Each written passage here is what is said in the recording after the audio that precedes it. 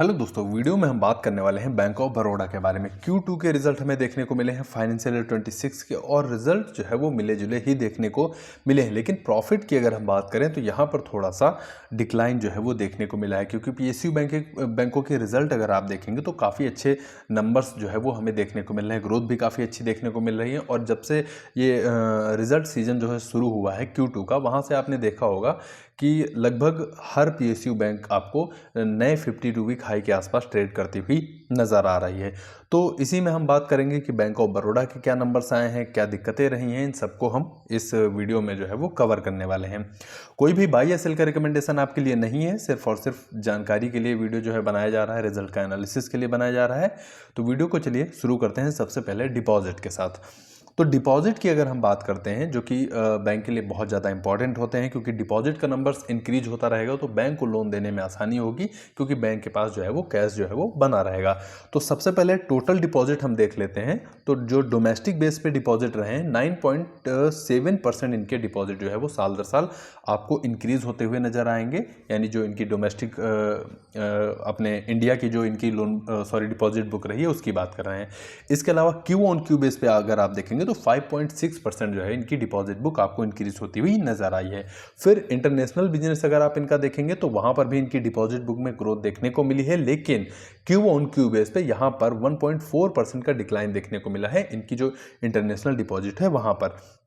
लेकिन साल दर साल अगर आप देखेंगे तो 7.2% की ग्रोथ यहाँ पर भी आपको देखने को मिल जाएगी। तो इस तरह से टोटल डिपॉजिट का नंबर अगर आप देखेंगे तो 15 लाख करोड़ के आसपास इनकी जो डिपॉजिट बुक है वो हमें देखने को मिल रही है, जो कि सेम क्वार्टर लास्ट ईयर अगर आप देखेंगे तो 13,72,614 करोड़ के आसपास इनकी डिपॉजिट बुक थी। यानी कि टोटल डिपॉजिट बुक लगभग 9.3% जो है वो आपको इंक्रीज होती हुई नजर आई है। अब डिपॉजिट बुक मैं उम्मीद करता हूँ आप बेहतर समझ गए होंगे। डिपॉजिट में कासा की बात करते हैं, यानी कि जो इनका करंट अकाउंट और सेविंग अकाउंट में जो अमाउंट जमा है लगभग 38.42% आपको जमा देखने को मिलेगा। अब कासा यहां पर एक साल पहले से अगर आप कंपेयर करेंगे तो थोड़ा सा कम होता हुआ नजर आया है, लेकिन फिर भी अभी कासा रेशियो आप देखेंगे तो काफी हेल्दी कासा रेशियो है। 30% से ऊपर कासा रेशियो अगर बैंक के पास है तो काफी अच्छा कासा रेशियो माना जाएगा। और साल दर क्यू ऑन क्यू अगर आप देखेंगे तो थोड़ा सा यहां पर भी आपको डिक्लाइन जो है वो नंबर देखने को मिल जाएगा, लेकिन कोई विशेष दिक्कत अभी भी हमें देखने को नहीं मिली है। अब कासा के बाद, डिपॉजिट के बाद आपने डिपॉजिट के सारे नंबर देख लिए, अब चलते हैं लोन बुक की तरफ। अब लोन बुक इसलिए बैंक के लिए जरूरी हो जाती है क्योंकि लोन ग्रोथ अगर नहीं हो रही है तो फिर बैंक की सीधे सीधे आप कह सकते हैं अर्निंग पे इसका जो है इम्पैक्ट हमें देखने को मिलेगा, क्योंकि बैंक की जो भी सबसे ज़्यादा कमाई होती है वो होती है इंटरेस्ट से। बैंक जो लोन देती है उस पर जो इंटरेस्ट मिलता है वही बैंक की मेन कमाई होती है। अब टोटल लोन बुक अगर आप देखेंगे, इनकी जो ग्लोबल बेस है यानी डोमेस्टिक और इंटरनेशनल मार्केट अगर हम मिला देते हैं तो लगभग 12,78,847 करोड़ की इनकी टोटल लोन बुक हमें देखने को मिली है, जो कि अगर आप देखेंगे साल दर साल लगभग 12% जो है आपको इंक्रीज होती हुई नजर आई है। तो बहुत अच्छी ग्रोथ इनकी लोन बुक में हमें देखने को मिली है। सेम क्वार्टर लास्ट ईयर अगर आप देखेंगे तो लगभग 11,43,000 करोड़ के आसपास इनकी लोन बुक थी। तो काफी अच्छी ग्रोथ देखने को मिली है।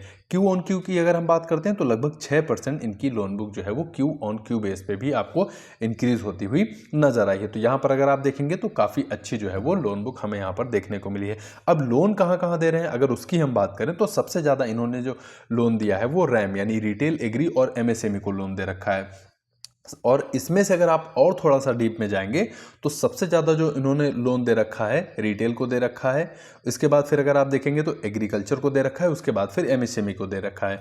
तो सबसे पहले अगर हम बात करें इनके रिटेल लोन बुक की, और उसके बाद 38% जो इनकी लोन बुक का हिस्सा है वो कॉर्पोरेट को इन्होंने दे रखा है। अब कॉर्पोरेट लोन जो होते हैं वो थोड़ा सा कह सकते हैं कि आप रिस्की भी होते हैं और कभी कभी जो है वो ठीक भी होते हैं, क्योंकि बैंक कुछ कंपनियां जो होती हैं वो अपने बिजनेस को अगर नहीं बना पाती हैं तो फिर वो डिफ़ॉल्ट कर जाती हैं। लेकिन कुछ कंपनियां ऐसी भी होती हैं कि जो अगर उनका अच्छा बिजनेस चल जाता है तो वो जो है वो आसानी से इंटरेस्ट जो है और साथ ही साथ प्रिंसिपल जो है उसको पेड कर देती हैं।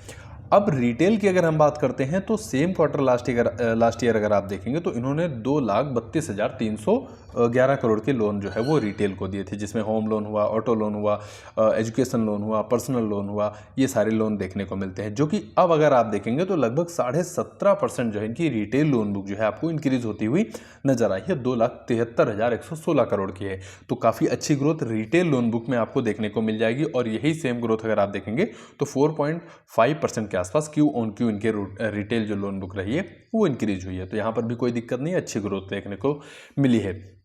फिर एग्री लोन की अगर हम बात करते हैं तो यहाँ पर एग्रीकल्चरल जो लोन इन्होंने दिए है क्यू ऑन क्यू अगर आप देखेंगे तो 4.9% के आसपास इनकी जो एग्री लोन बुक है वो आपको इंक्रीज होती हुई नजर आई है।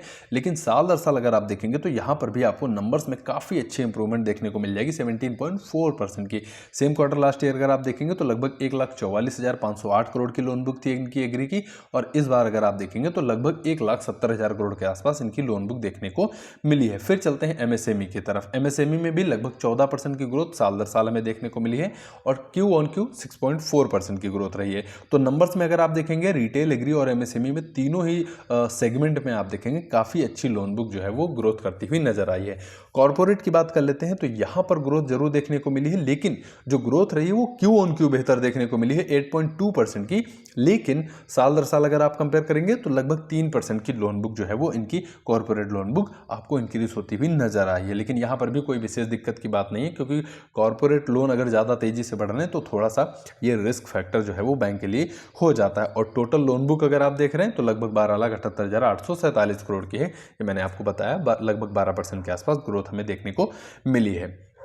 तो काफ़ी अच्छे नंबर्स अभी तक हमें देखने को मिले हैं। अब चलते हैं एसेट क्वालिटी की तरफ। देखिए, एसेट क्वालिटी बैंक्स के मामले में बहुत ज़्यादा जरूरी होती है। क्यों? क्योंकि बैंक लोन देती है। अब इसमें से कितना लोन बैंक का खराब हो रहा है, मतलब रिकवरी नहीं हो रही है, वो लोन वापस नहीं मिल रहा है बैंक को, उसके बारे में अगर हम बात करते हैं तो यहाँ पर जो ग्रॉस एनपीए का रेशियो हमें देखने को मिला है, पूरे इनकी जो ग्लोबल बेस पे लोन बुक देखने को मिली है उसमें से 2.16% जो है इनका अमाउंट जो है वो रिकवरी होने में दिक्कत देखने को मिल रही, या फिर कह सकते हैं वो जो है वो ग्रॉस एनपीए की तरफ आपको जाता हुआ नजर आया है। नेट एनपीए की अगर हम बात करते हैं तो 0.57% के आसपास इनका नेट एनपीए हमें देखने को मिल जा रहा है। पिछली तिमाही से बेहतर है, और साल दर साल अगर आप कंपेयर करेंगे तब भी ये नंबर आपको बेहतर ही देखने को मिलेगा, क्योंकि परसेंटेज वाइज अगर आप देख रहे हैं तो थोड़ा सा सुधार होता हुआ नजर आ रहा है। लेकिन अब अमाउंट की बात कर लेते हैं, और अमाउंट के बाद हम बात करेंगे कौन से सेगमेंट में सबसे ज्यादा डिफॉल्ट होता हुआ नजर आ रहा है। क्योंकि बैंक के अभी आपने देखा सबसे ज्यादा जो लोन दिए हैं वो रैम यानी रिटेल, एग्री और एमएसएमई को दिए हैं।